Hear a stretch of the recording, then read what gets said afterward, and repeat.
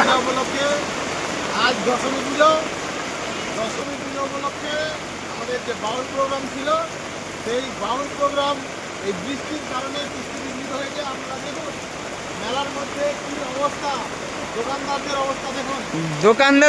দোকানদার মুখ শুকিয়ে গেছে, তাদের বেচা কেনা কিছুই হয়নি ভাই।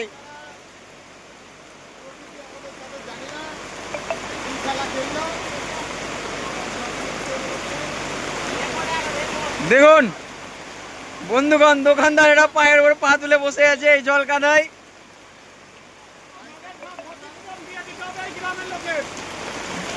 ইনি ক্ষতিপূরণ চাইছে গ্রামের লোকের কাছ থেকে, কিন্তু গ্রামের লোক কিন্তু পুজোতে ঘুরতে পেলো না ভালো করে। ওনাকে বলে দাও, ওনার যা বলা থাকবে উনি খাতায় লিখে জমা দেবেন। বাদিয়া